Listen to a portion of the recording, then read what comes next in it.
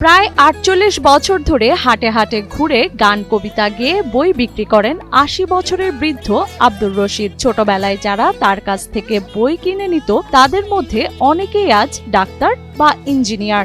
আমার বই পড়া বহুত ডাক্তার ইঞ্জিনিয়ার হইছে, এখানে আমার নকে দেখা হইলে ভালোই সম্মান করে। গান কিংবা কবিতা আবৃত্তি করে মানুষের মনোযোগ আকর্ষণ করে বই বিক্রি করেন এই বৃদ্ধ।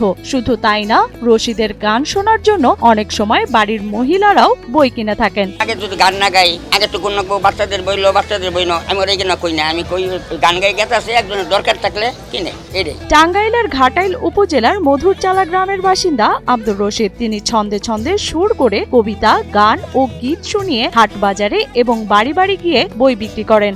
আর এই বই বিক্রি করেই চলে ৩ ছেলে, ১ মেয়ে এবং ৮ জন নাতি নাতনির সংসার। বই জিনিসটা আমার কাছে খুব ভালো লাগে, কারণ নাকি আমি এটা করি।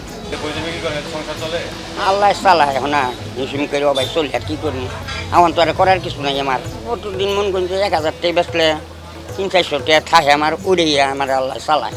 রশিদের কাঁধে ঝুলানো একটি ব্যাগ এবং হাতে বেশ কিছু বই। ছন্দের তালে তালে বইগুলো ছোট বড় মানুষের হাতে তুলে দেন। আমার কাছে খুব ভালো লাগে বলে আমি এই ব্যবসা নিচ্ছি।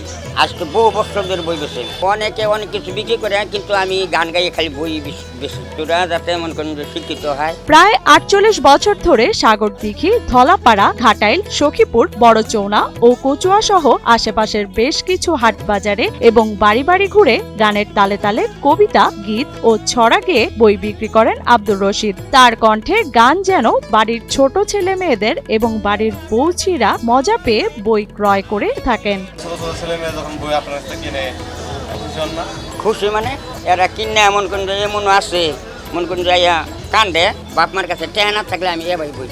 ছোট ছেলে মেয়েদের মজার মজার গল্পের বই, গান ও গজলের বই, বর্ণমালা শিক্ষা, শিশু শিক্ষা, বাল্য শিক্ষা এবং গীত বই বিক্রি করেন আব্দুর রশিদ। যে গানগুলো হারিয়ে যাওয়া, সেই গানগুলো শোনার জন্য তাকে মানুষজন ঘিরেও রাখেন। আর এভাবেই আব্দুর রশিদের বই বিক্রি হয়ে যায়। আর তাই আব্দুর রশিদকে গানের ফেরিওয়ালা বলে থাকেন এলাকার স্থানীয়রা। আছে একের ভিতরে ৭ রংধনুর, একের ভিতরে ৭ আছে, এই চুলির আদর্শলিপি আছে, আছে খালেদার, তারপরে নানান ধরনের বই আছে আমার কাছে। এই আছে শৈশবের প্রথম পড়া। তার অর্থ নাই, বৃত্ত নাই, সে আসলে মানুষের সেবার জন্য কাজ করে। বইয়ের কথা বললে সবই আমার শুনবো, বইওল্লা। বাছাই করা আলু আর স্পাইসি সিজনিং এ প্রাণ পোটাটা, চিপস নাকি বিস্কিট খেয়ে বুঝে নাও। হাট বাজারে শোভা পায় এই বই বিক্রেতা আব্দুর রশিদের কণ্ঠে গীত এবং জারি গানে বলে জানান এলাকাবাসীরাও। সেই সাথে ছোট বড় সবাই ছন্দের তালে তালে গান, কবিতা ও গীত শুনে বই ক্রয় করেও আনন্দ পাচ্ছেন স্থানীয়রা। মূলত আমার জন্মের পর থেকে আমি ওনার থেকে বই নিয়ে পড়ছি এবং আমার সন্তান হয়েছে ইনশাআল্লাহ। আপনাদের দোয়া সন্তানরাও ওনার কাছ থেকে বই নিয়ে পড়েছে। উনি একজন ভালো মনের মানুষ।